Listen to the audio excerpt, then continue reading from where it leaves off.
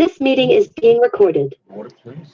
Greetings and welcome to Mount Olympus. I am Hercules Invictus. Tonight, I'm proud to bring you Living Theurgy, our conversation that has flowed uninterrupted for over half a decade now, and is continuing still into the future. So I'm really excited about tonight's discussion. We have with us, and I'll go around clockwise. We have Jean-Louis de Biasi, we have Brandy Williams, and we have Tony Mierzwicki. Apollonius is not here with us today, but he'll be rejoining us in our next discussion. We'll start with Jean-Louis. Jean-Louis, what is new and exciting for you? Yeah, a few things. First, thank you to everyone to send your work. Hercules, Brandy, Tony, I guess, or soon, I don't remember. For the book we are organizing all together about Theurgy.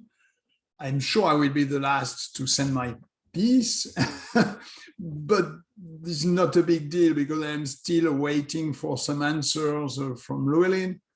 But I guess the point is to have everything ready at the end of summer. Which is good, I guess, at the end of August. If everything is ready for the first review from Llewellyn, it will be good. And obviously, sometimes next year, we will have the release of this anthology about Theurgy, which is a great adventure and very interesting. And I apologize to everyone again, Brandy, Tony, and Hercules, everyone, because I do not want to read your piece before writing mine. This is too disturbing. I don't want to be confused with what you are writing. So I started, maybe it's one few lines, and after I said, stop it. I should not read anything. So I gather everything and we'll continue. On my side, I have a weekend, yes, of training, which is called the Mediterranean Yoga and Aurum Solis. And I spoke with you several times about this vision of Mediterranean Yoga, which is another way to teach Theurgy with several rays, 8 rays, talking about creative visualization, relaxation, meditation, mindfulness, rituals, and so on. So this is what we will do in Dallas. So on the Friday, I will give a lecture about this tradition, about Theurgy, about Mediterranean yoga, about the way to see this traditional world and initiatory orders, and specifically Aurum Solis. And during the 2 following days, we will have practice of the 8 rays, teachings, and at the end on Sunday, an initiation for those who have been prepared for during few weeks before. So this is what we will do in Dallas. We will have another one in Europe in September, in the south of France. And we are, last thing, we are updating a website, an online store we have, which is called theurgia.us. And it was not really updated for a very long time. So we are working on it. This is not all the categories are ready, but this is a good start. So I will share with you one of the page in the chat. And when you have the time, you can share it or check it. This is something you can use every day, every minute, because you will find drinkware, apparel, and so on. So for the daily life, not just for private rituals. Well, thank you. That is very generous of you. This is the link for the event in Dallas after that. So you will have also posters, flags, several things. They are ready. They will be online tomorrow. So a lot of different things are being revealed in few days. Wow. Does anyone have any questions for Jean-Louis? I just have I have two comments. The first one is about not reading other people's work while you're writing. And I want to say that I have a great regret in my life. I was writing for the love of the gods when Patrick, Alicia asked me to do a blurb for Patrick's book. And I said, I cannot read someone else's work while I'm doing my work. And I really regret the chance to have you know, connected with his work. So, but I totally understand. It's absolutely like, yeah, that's how you have to do it. And thank you for the link, because my birthday's coming up. Now I know what to tell people to get me. And you can come back on the link tomorrow, same time. You will have even more. Happy early birthday, Brandy. Yeah. Yes. Tony, do you have any questions for Jean-Louis? Not really a question, but I just wanted to thank Jean-Louis for all the work that he's doing to further theurgy in society. Because of his huge influence, he's actually doing way more than the rest of us are, getting the message out. So I'm just really appreciative. And I'm also very appreciative of the anthology project that we're all working on. Yeah, but thank you for your words. But when I see what you are doing and giving lectures everywhere and so on, I am impressed. You're too kind, way too No, kind. no, that's true. That's true. Really, the same from Brandy, and Hercules is everywhere every time. So I cannot imagine how you can do that all the time. Congratulations, and thank you again. Thank you for your kind words. And I'm very impressed with what you're doing. And it was always my intention when we started our conversations to eventually create some sort of structure locally with what I was doing that would feed people into the Aurum Solus at the very least. And now that seems to be taking form in reality finally. My old group that I had before the pandemic wants me to come back and do classes again. So they asked for Chiron's Cave, which is my Olympian shamanism or Olympian heroic path or whatever you're going to call it system. So we're going to do that, and I'm starting with that.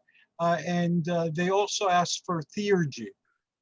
So what I forgot, if I may, just one thing. Sure. You know that we bought lands to create a retreat center here, close to Vegas. And I told you that we will invite you to teach from time to time here. So we are about to start the layout, and I will share with you in the next weeks 3D representation of what will be developed, links to participate to the project in a way or the other, or to share with the people you know. And the first thing will be the layout, an astrological layout on 2.5 acres. So we will be able to use real orientation in rituals with a very well-organized, I guess, power center. So it will be large and connected with the solstice, equinox, east, west, and so on. So we will invite a lot of people during solstice and equinox, and you will be the first one to receive the invitations. Oh, wow. I'm greatly honored. That is a great honor indeed, and I look forward to receiving more information and proceeding with that. Thank you. And what we're going to do is I'm putting together a curriculum using your works, especially your theurgical works. With Tony, I'm going to add the Hellenismus, which isn't purely theurgic. I'm going to lean more on Greco-Egyptian magic. And we're going to have a basic curriculum now with everyone being able to initiate themselves online.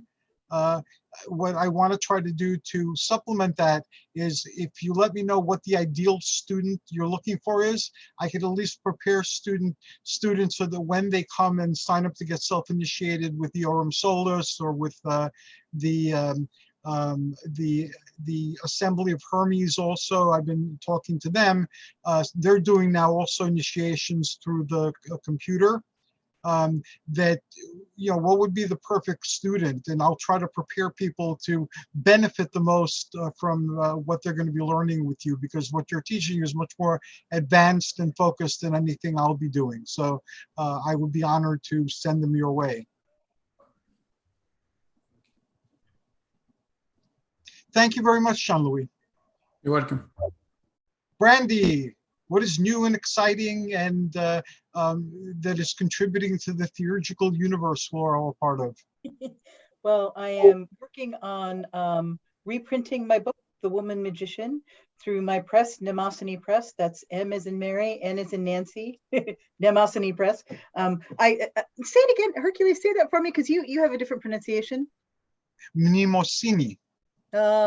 Yeah, I should get you to put that in a recording. I could put that on the website.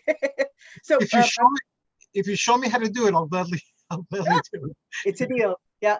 Yep. So I'm working on that reprint. It's a slow project.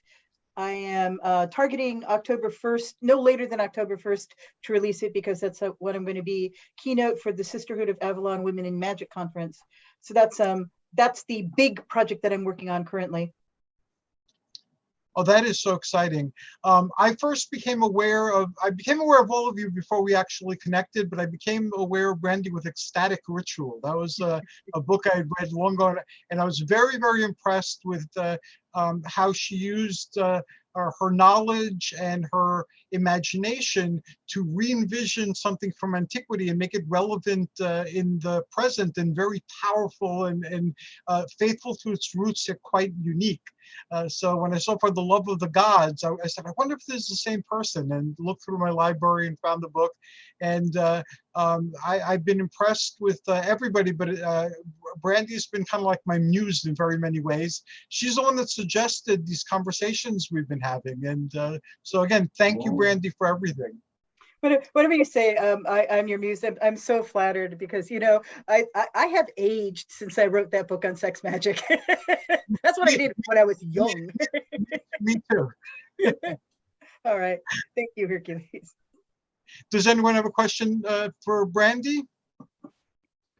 Not a question, but a comment. My introduction to Brandy was through ecstatic sex magic as well.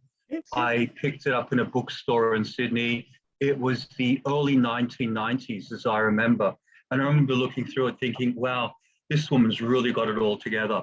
I was very, very impressed with it. And here we are now, meeting up monthly, which is really cool. These meetings are a real blessing for me. I look forward to them every month.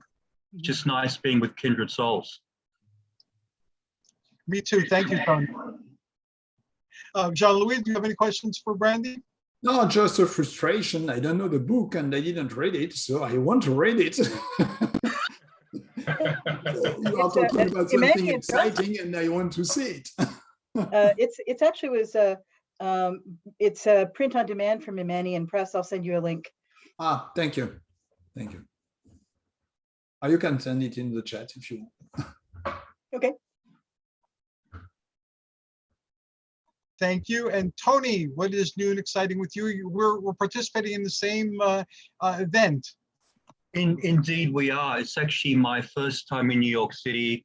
A friend and I drove across America. We came via Memphis. I haven't had a chance to upload all the photographs yet, but we stopped off in Memphis, stopped off in Nashville, and now we're here. We got here on excuse me, on July 4th. So I'm looking forward to Witches Fest. I had my first workshop today. It's basically on the nymphs and eco-consciousness. So it kind of illustrates my approach of environmental consciousness, but bringing in the gods. So in this case, I was bringing in the nymphs, and I was using Patrick's translation of the Orphic Hymn to the Nymphs, actually. I've got another presentation lined up for Sunday. That's on Aphrodite. And then I'm going to be on the panel on Sunday. And the panel on Sunday is basically about social justice, the sort of stuff that we've been getting into. So admittedly, there'll be quite a few people on the panel, but I will be trying to push for a theurgical approach to things, just to make people aware of it. And you never know. It's always good to plug Theurgy.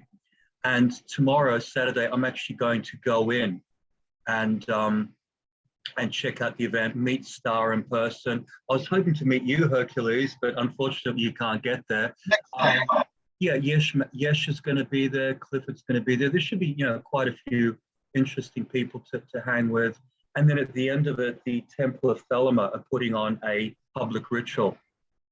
And I'll be going along to that as well. So should be an interesting and full day. You'll probably meet Kamwast or Michael. I believe he's attending the event in the city. Which Michael? He is a Kamwast. You've interacted with him on. Yeah, he's yes. going to be there, is he? I believe so. I'm not positive, but he knows Staran, and he knows a lot of the other people. He's been around for a very, very, very, very, very, very long time in the pagan community in New York, and he's very well known. Okay, it'll be nice to actually meet him. So, I just want to cruise around, check out all the stalls, interact, meet people, and yeah, it's my first time in New York City, so I want to make the most of it.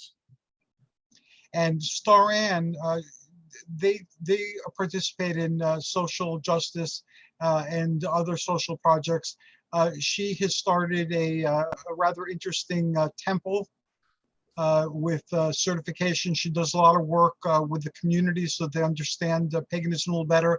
And I believe that most of their proceeds, everything more than the money that they dished out to make it happen, goes towards food for families. And oh, wow.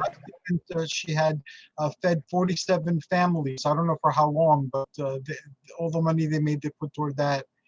So she's really, really, really involved. I've been trying to reach Mara Wiley. She's also local. They have an organization called Hands for Change, and they do much the same thing. They put on an event, and the profits go towards local philanthropic efforts. So hopefully you'll make a lot of good connections on the panel. Yeah, I hope so. We'll see what happens. I just keep an open mind, and whatever happens, happens. Thank you, Tony. Does anybody have any questions to ask Tony? Yes, Tony, can you share the link of the event you are talking about? Yeah, I'll dig it up. I actually have an advertisement for it on my timeline. So it's called Witches Fest. Yeah, but if you go onto my timeline, it'll come up. It's at the very top of the page. Okay. And then Hercules shared it as well. So it's Friday and Sunday are oh, thanks, Brandy's already on top of it. She's already shared the link. So it's purely virtual on Friday and Sunday, but Saturday it's physical. So once I found out that I was going to be here, I tried to do a physical workshop, but they were all booked out. Star actually told me that she had a spot on Saturday, but she gave it up in favor of someone who had just come into town. So I was just a little bit too late. I thought it would have been really cool to actually do a physical workshop here. But anyway, wasn't meant to be. I talked to Staran the other day. She was on the show, and she had said that the event will be up there for months. So wow. Gets a ticket later on, and they would have full access to every single talk that anybody gave, and every single performance, and every single interview, and so she's working on putting that together. And I believe there's a contest for a free ticket. Nobody submitted any entries. So Jean-Louis, if you're interested in the event, submit an entry. You mean this year? Now? No. Well, what I'm saying is the contest is a free ticket, and nobody's asked for it. Okay. So if you tell me you want to enter the contest, you're the only entry. So Hercules, you are on the page as a presenter too. Yes. Yes, I'm doing two things on Olympian shamanism. One of them is on the Greek world tree, for lack of a better name for now. It's the different layers of the Greek mythical universe and the different types of entities you can find in each place. And I'll be doing a few guided visualizations with that. And then the second one is the Island of the Enchantress. It's about the power animals in Greek mythology, everything from why certain heroes wear certain pelts or certain animals belong to certain gods, to the demi-humans, who are combinations of animals or combinations of humans and animals, and the fabulous beasts that were pretty much the same without the human component. Okay. So those are things. Congratulations. And they're going to be like samples of the Cave of the Centaur or Chiron's Cave that we're going to have in August in another part of New Jersey, live. Okay, impressive. And talking about heroes, Brandy Williams today suggested the topics, and informally we took a vote. It wasn't really a vote, it was a quick conversation, and we decided on heroes for today. Next time we'll cover the Kemetic influences of Theurgy, because it is considered Greco-Egyptian. So we focus mostly on the Olympian here in our conversation, but we will flip the coin and focus on the Egyptian in another conversation. Brandy, since you brought up the topic in heroes, you had some excellent areas to focus on. I hand the scepter to you, and share what you intend and ask your questions. The virtual talking stick. You know, so you kind of followed the way of the hero, and I was thinking about how when we talk about theurgy, this group tends to focus on the sort of relationships to deity and the trance work that the ancient theurgists did. But there's another whole way of looking at theurgy, which is to be inspired to live your life in a particular way. And it seems to me like the hero shows that way. And there are a lot, I'm familiar with a lot of ways of looking at that from other sort of traditions, from the Buddhist tradition of having a bodhisattva, or someone who is incarnated as a teacher, as a living teacher over and over. And it struck me that probably heroes is sort of the way that works in this particular system. So I was thinking about how that would work. And what makes a hero? Do we think that heroes are incarnated over and over? You know, who's the current avatar? You know, do you have a nomination for the current avatar of someone? An immediate thought for me is that I've always thought that Bruce is, he calls himself Apollonius. Bruce is our Apollonius, right? So, you know, he's exemplifying that. So the hero, I think, is a human being who has lived an extraordinary life, who's been a teacher or someone who lived in a way that you want to try to live that yourself. And so to follow the path of the hero is to look at their life and figure out how you can sort of continue that work on. And I know, Hercules, you've done so much work there that I'd love to know, like, how you thought about it. You know, am I close to the way you look at it? Or did you have another whole approach? Very, very close in very many ways. And again, my ideas about it change as I move forward in life. Just like I've shared that, like, kenosis for me is not, or anosis as we call it in Greek, is not for me a viable theurgical goal, because I can't see how you can not be one with the universe. So that's not due to any excess spirituality or wisdom in me. It's just a perspective that came pretty early on in life and is stuck with me. So I shouldn't strive to be something I'm already a part of. And it doesn't always feel like I'm one with the universe, but I can't not be with the universe. The way I understand the heroic thing, and I've spent many years as a channel, and I've had all sorts of adventures with different things in spirituality and magic, is the hero is like, imagine the ocean, and then imagine you have an empty coffee cup, and imagine if you dunk the empty coffee cup in the ocean.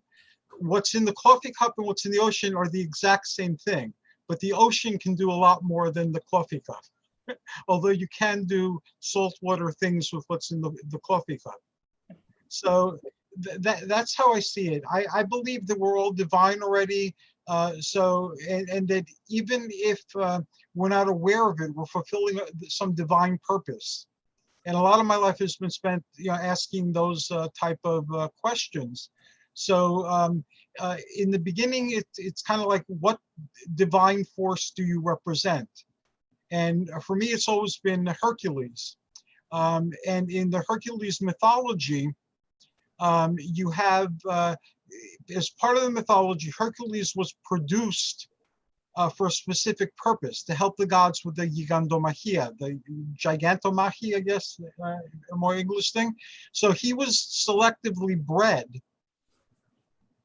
to embody a certain energy that the gods needed, for a particular purpose. And he was of the line of Perseus, who was on both sides of his parentage. So they were also descended from Zeus. So you had like a super Zeus human. Throughout his life, by performing his labors and so forth, he came to embody more and more of his divinity. The concept of heroism has changed since antiquity. In antiquity, the hero was the opposite of panmetrion ariston, or all things in moderation. The hero had a quality or a certain number of qualities in excess.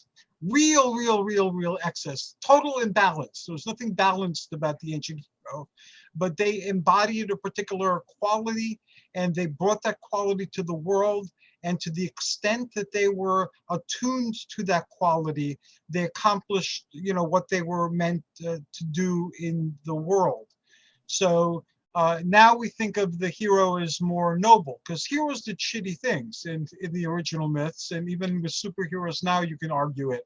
But they had a quality or a certain number of qualities that was an imbalance, and they brought that imbalance into what they were doing, and that's what the hero did. That's what the hero brought.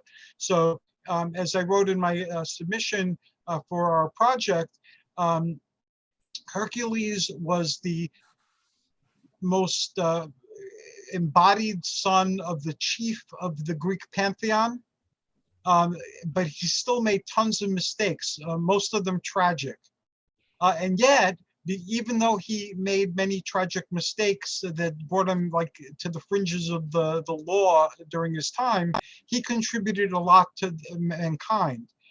Now we have, with our notions of heroism that we have now, if you've committed sins or made mistakes or gotten a certain reputation, you're expected to withdraw and not try to do good things.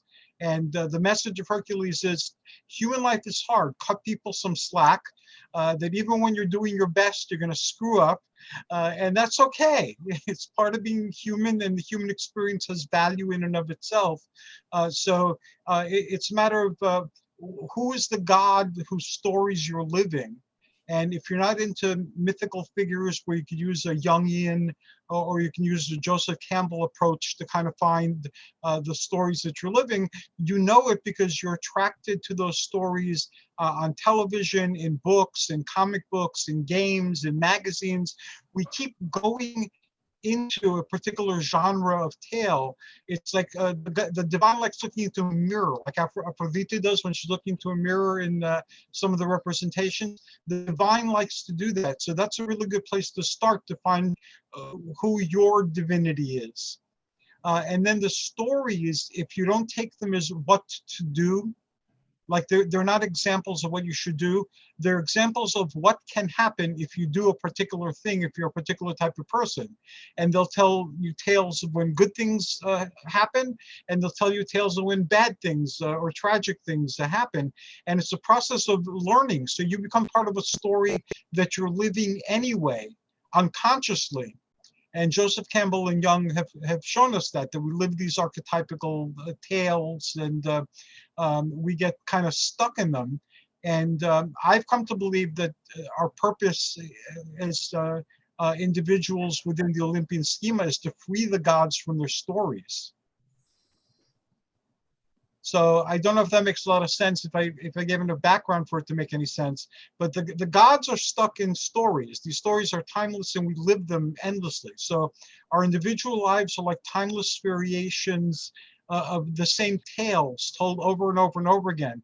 And we know through popular culture that the tales are retailored and retold to be relevant to a particular audience of their time. I believe that our lives is the same thing. We're living these lives, and we have a choice. We can live them unconsciously, and we're just telling the stories again through our lives.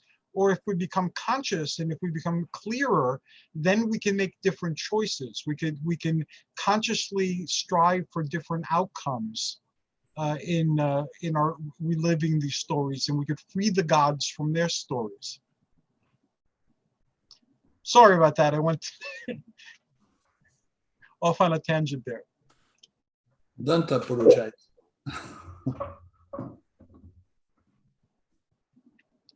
So I believe that everyone is divine, and we know what type of, even though we're all part of the same thing, so we have the potential for everything in us. We tend to constellate around certain qualities that have been divinized, mostly in antiquity, but still today. And through this divinization, the stories become part of the what our lives are all about. And we know what this is on some level because we keep going back to these stories in our entertainment. And also when people use the word like all, like when they say all men or all women or all Greeks or all theurgists or all blondes or, you know, whatever, when you hear the all, you know that they're not reality anymore. They're in a story that they're telling. And part of them is casting people around them in the story. And the same thing happens over and over and over again until they get free of that. And these stories are part of mythologies because the human condition has not changed very much since the dawn of time. You know, the things we went through then, we're still going through now. So again, realizing that I found is not you're spiritual or you're enlightened or you have wisdom. It's just, it becomes everybody's that way. So it's just, we're all stuck in this. So it's part of the human condition, and regardless of where we are, you know, we live it in the way we live it. If you're unconscious, you can have a wonderful family life and a wonderful career, and you make an impact on the society around you using the stories or the stereotypes or the tropes of the society that we live in. But if those things seem contrived and fake to you, you don't fit into them, you seek other things. And often if you're taking a spiritual or psychological path, you'll find your way to the gods, you know, by going down these avenues.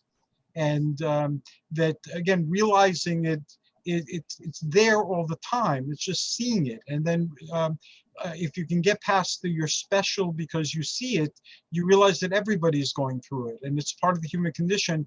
And then it becomes a delightful thing, even when it's difficult, because your life has meaning to something you might not be able to understand. But everything you do, whether you're conscious or unconscious, you're providing a service to the divine.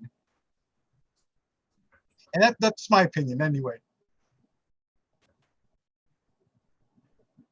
Any questions? You are our house mystic. That was wonderful. Thank you. Thank you for your kind words. I don't think of myself as a mystic, though, or a magician, or no. When you say we're all one with the universe, and I've known this since the beginning, that qualifies.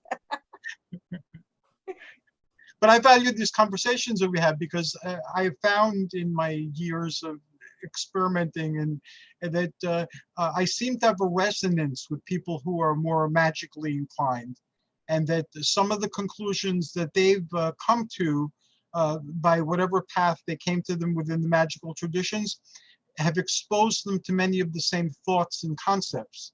And therefore, when we have conversations, they're deeper and more informed, and they contain more, you know, light. They make more connections.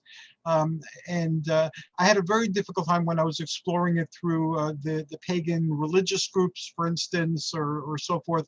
I've actually been accused of heresy by some of them, which was very interesting because I was brainwashed with all this material for my early life. So it's internalized, you know. But I've had people who are more religiously into it tell me the Greeks don't deserve to have their culture because they adopted Christianity. So again, it's very refreshing to be talking to people who are more universal, who are very eclectic, even though they tend to favor certain types of activity or certain routes to the divine. So I always look forward to these conversations because I always leave with something very profound from them. So we've heard from Brandy on heroism, and she asked the question. I blabbed about it for quite a while. Jean-Louis, do you have anything that you'd like to say about heroism? I prefer to listen today on this topic. Tony, how about you? I wanted to start off with a comment. You talked about how refreshing it is to have conversations with like-minded people. I had the good fortune to connect up with a guy a few days ago. He had been a Facebook friend for many, many years. His name is Spector Baal. He describes himself as playing horror synth. So basically, you know, the synthesizer music on cheesy 80s horror movies? That's the sort of stuff that he does. But he also has a YouTube channel, and he's uploaded a whole lot of videos there. So his specialty is working with the cliff off, you know, the negative tree. He likes working with you know, the like the shadow aspects of the tree of life. And he was generous with his time, gave me a couple of hours. We wandered the streets of New York just chatting. And, you know, we covered just about every topic there was, talking about ceremonial magic, talking about the Holy Guardian Angel, talking about the tree of life, the cliff off, everything else. So having someone like that to talk to is so incredibly refreshing, because back home, like hanging out with the guys in the gym, they want to talk about football, baseball, stuff that I don't really have that much of an interest in. But anyway, so I just wanted to echo your words. So regarding the heroes, my understanding is that most of the heroes tended to be semi-divine. So they would have one parent who was a god and one parent who was a mortal. So for instance, you look at the Argonauts, and most of them were basically demigods. They were half divine, half human. One of the few exceptions was Hylas, who was Hercules' young male lover for a while before he was abducted by the nymphs. But because they are half divine, they are more accessible to us. So in that respect, I see them as almost like the Catholic saints. The Catholics use the saints as an intermediary between themselves and with the divine aspects, because it's a lot easier to make contact with a saint than it is to make contact with Jesus or the Virgin Mary. One of the problems with the heroes is that their worship or veneration tended to be localized around cities or around areas. So you'll have one city that had a particular hero that was special to it. He may have originated from there or had some sort of impact on that city, so he was venerated there. But you'd go to another city-state and you'd have another hero that was venerated. Probably the only hero who was venerated throughout all of Greece and also through the Roman Empire was Hercules, your namesake. So I have worked, I prefer working with the gods, but I have worked with Hercules a little bit, and there are precedents for what I do with him. He was used for home protection. I will ask for him to protect the home that I'm staying in. And also, if I'm looking forward to having a really heavy workout at the gym, then he's someone you can call on as well. You know, I'm staying in Brooklyn at the moment, and I've joined a hardcore gym and got all these big buff guys there. You've got to keep up with them. So a little bit of help from Hercules goes a long way. So that's kind of my take on the heroes. Like I said, I prefer working with the gods than the heroes, purely because their worship was so limited geographically, with the exception of Hercules. So I know you're more familiar with Hercules than I am, so perhaps, you know, if you could shed more light on my thoughts, I'd really appreciate it. Your thoughts are very comprehensive. Just a couple of points.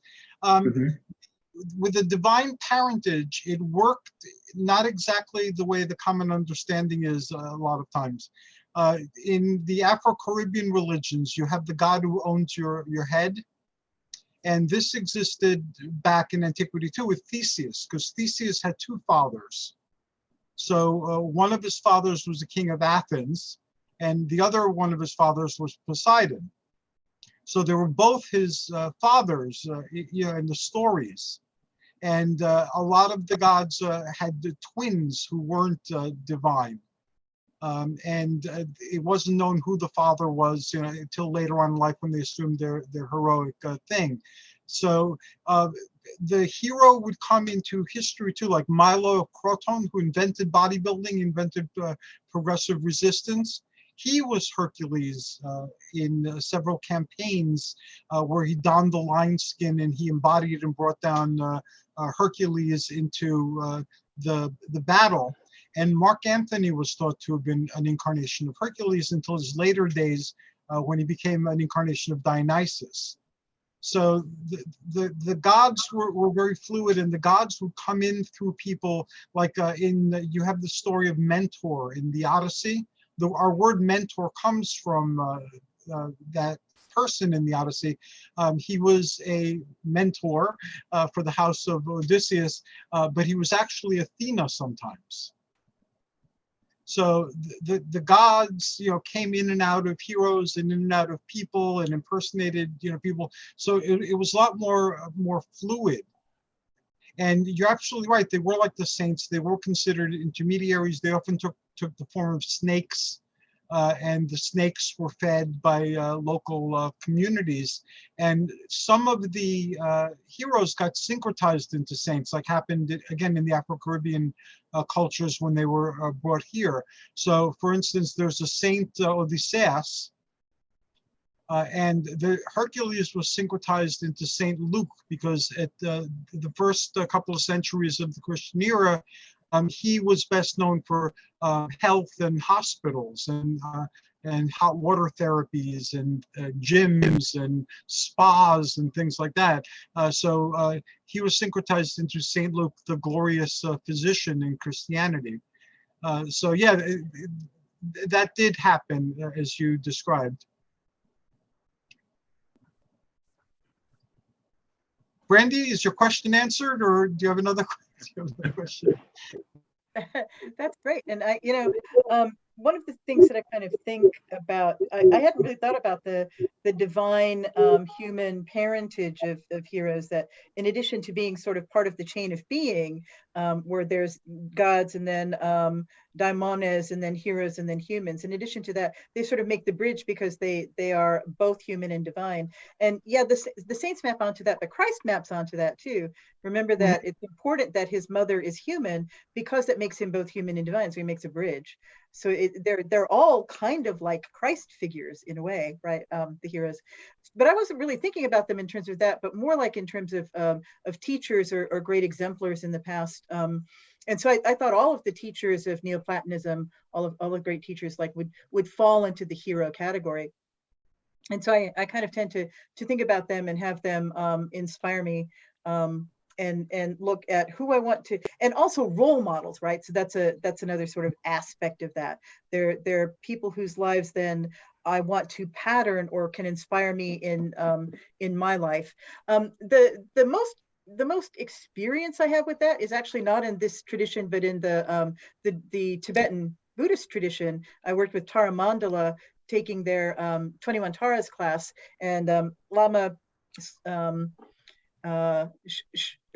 Chopin Chandra Easton, she was a Lama, Chopin Chandra Easton, did the 21 Taras, and then she said, okay, here are exemplars of the way they work in the world among women today. And so she would tell us like 2 or 3 women who are out there today doing this amazing work. And I got kind of a complex around that. Wow, there are so many women doing such great, interesting things, but they're kind of they kind of then provided a model to pattern your life on, or pattern the way that you live. So you guys have talked a lot, Tony and Hercules, about physical bodybuilding, right? And that's not like my path necessarily. So my path is more like the intellectual, spiritual, bringing women's power into the world kind of path. So I kind of gravitate more toward Athena. Athena's good, yeah. Or Hermes too. I mean, he does that kind of work. So I'd be looking for a hero who kind of exemplified Athena, and then sort of it would be kind of interesting to play that out. We talked about Hercules, which is great and which is obvious, but thinking about who might sort of map on to the other Olympians as well as heroes sort of in their train. If you think about the Olympians as being categories of spirituality, like the Henads, they're all the people in Zeus's train, and I guess Hercules it would be Poseidon, right? Who would be in Zeus's train, or in Hercules? Hercules was the son of Poseidon at one point. Also, Sergei Poseidon, Gilgamesh in Near East, also part of Zeus. Nonus gives some really interesting thoughts in his Dionysiaca. Yeah, I'm a big Nonus fan. A lot of people disparage his work because it was late antiquity, but that's what was going on in late antiquity, and they tied so many different things together in so many interesting and unique ways that I'm very grateful that all those volumes exist. So yeah, and the tales are fluid, and sometimes the parentage is fluid too. And in antiquity, they would often say, like, I forget which Roman writer said that there were 44 different Herculeses or 44 different people whose tales. And before the Olympian pantheon, Hercules was one of the dactyls. He was one of the Dean dactyls, or the fingers of Rhea, who made noise, with the Curitis and the Corybantes to mask the cries of baby Zeus. So the tales were very fluid, and just like right now, the stories of Hercules that we see in the movies or in comic books, they're all different. It's recognizably Hercules, no matter how off course they go with the story, but the parentage and what it means to be a hero and what his role is in the world and what the labors are, that changes from telling to telling. So I've always thought that the same hero, you could follow all these different paths, again, like in Afro-Caribbean spirituality, where you have the different paths of Shango. And in each one, there's a different Shango, and depending which Shango owns your head, or you might manifest a whole new Shango nobody knew about. The reason I know about Shango is because some of my family was Cuban, and they always had weird Catholicism when I was growing up. Like, some of the kids were saints, and there was all sorts of things. But again, we were Greek, and we had our own weird Christianity. So they had theirs, they were Cuban. So we thought everybody had their own like weird Christianity. And later on, I forgot about it. But I got into Thor, the Norse Thor. So I found a stylized hammer, and I put red and white beads, because those were Thor's colors, the fluids of life. And I was working for an agency that provided rehabilitation services to people. So I went to one of the patients that they'd given me, and she was very resistant, and she had a difficult time with the rehabilitation services. So I always used to get sent on cases where people had a hard time with things. So I went there, and she saw my necklace, and she goes, "Oh, thanks, Shango."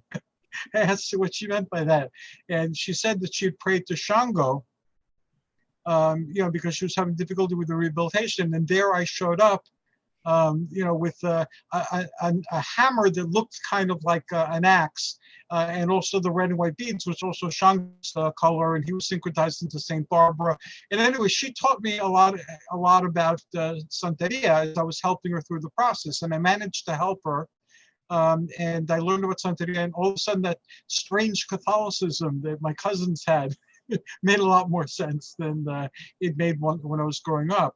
But it also showed me how powerful the synchronizations are, and how useful tables of correspondence are, whether you found them in the books of magicians or whether you found them in comparative mythology texts, that those things meant something. They weren't just intellectual, connections that somebody made. They had profound meaning that could have a profound effect on the world.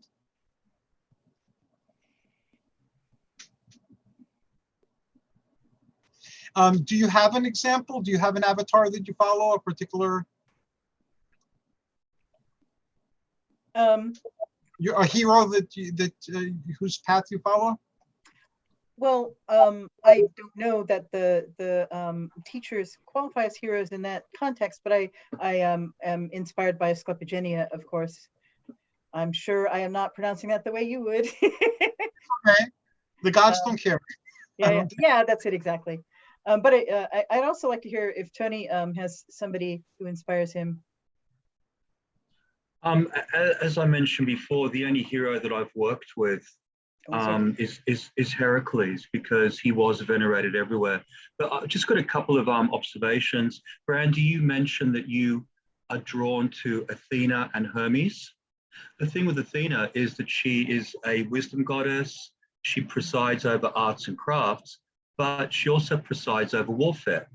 So there's a difference between her and Ares.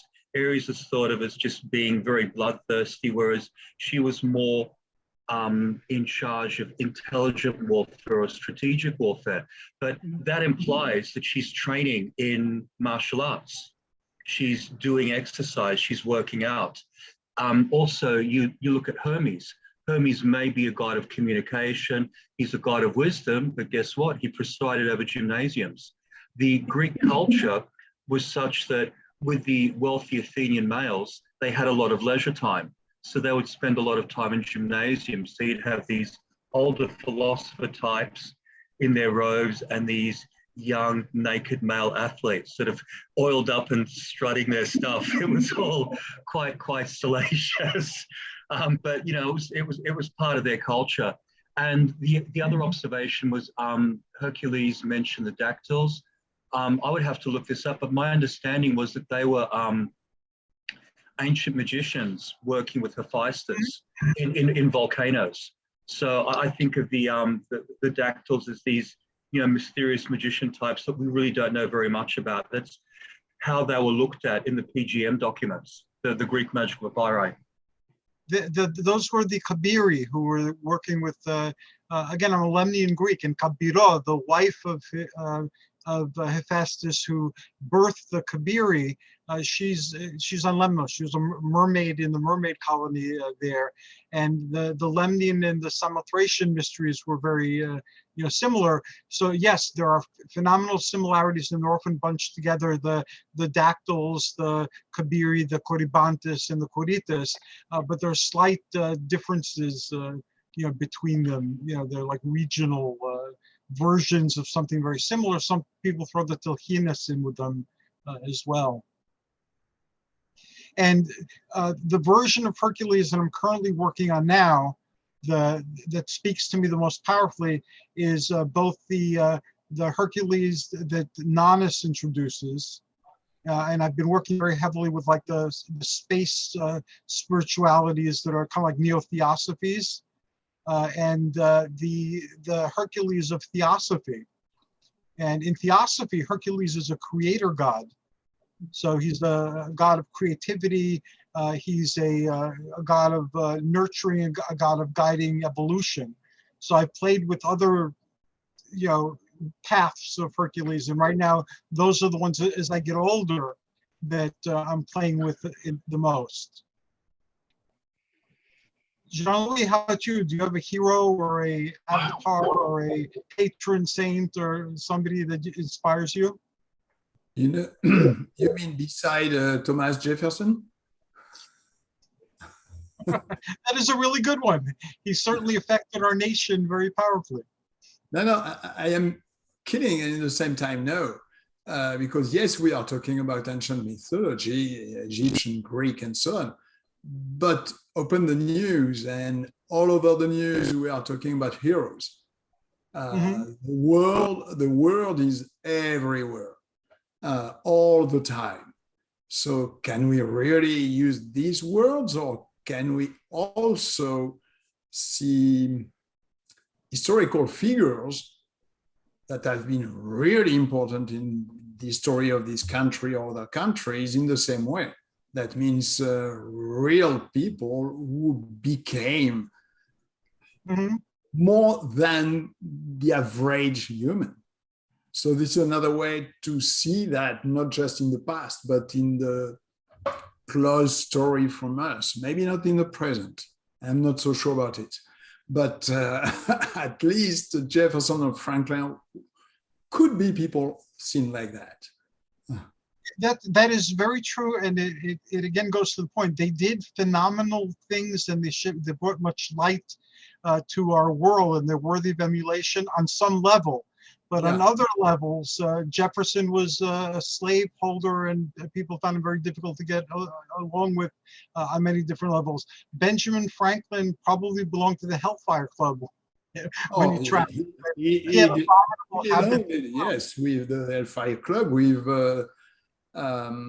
George Washington too. Yes. Yes, George Washington kept moving his slave around so that he wouldn't be liberated, and kept hiding him. But that's what the hero is all about. The hero embodies that dichotomy, and I think we lose a sense of what it is to be a hero when we just focus on the positive and make someone totally positive, because no one in human history, and some people might argue otherwise, but no one that I could find in my seeking, exemplars, was totally without some sort of, problematic behavior or very antisocial type of thoughts or actions. So yes, I believe that they brought good into the world. They should be emulated for their good, but we should, again, keep in mind, without condemning them, that they were human, and we wherever we came from, where we're going right now, we're human. We're sharing the human condition, and we should cut each other slack, and try to learn from each other's journeys. Yeah. And you talked about Santeria, and Santeria is a good example of spiritism, of using modern figures and integrating that in the system and placing that on the same level as saints or sometimes gods or goddesses. So doing a mix that is useful. That's it. They don't care if this is Victor Hugo for the spiritism, or Jefferson. It doesn't matter. If it works, it works. That's it. Very good point. It is 10 o'clock, and I know that some of you have to go. I want to thank everybody for being here tonight. And as always, I love this, and I got a lot out of it. And if everyone kindly share their contact information, I will have this up on YouTube by midnight tonight. So Jean-Louis, we will start with you again. Yes, on Facebook you can find my name, Jean-Louis de Biasi, and the website is debiasi.org, and I talked about theurgia.us previously, so theurgia.us. Thank you. Thank you. Brandy? You can find me at brandywilliamsauthor.com, Brandy Williams Author on Instagram, and Brandy Williams Author on Facebook, although I don't post there very often. And I do have a Pathos blog, Star and Snake. Thank you very much, Brandy. Tony? Probably the best way to get in contact with me is through Facebook. I have a personal page and also an author page. And like Brandy, I have a Pathos blog, but mine's called Holistic Spirituality. And Tony occasionally sends me links to his blog, and I would say 9 out of 10 of them, I have them posted within a few hours. Every now and then, one slips by, but I try to through the cracks. Few minutes. Thank you to all of you, and have a wonderful evening. And I wish you the greatest success with all your endeavors. And to you, Hercules, thank you so much for putting this on. Thank you, and thank you to our audience on YouTube in a little while. Until next time, this is us wishing you all joyous journeys and amazing adventures.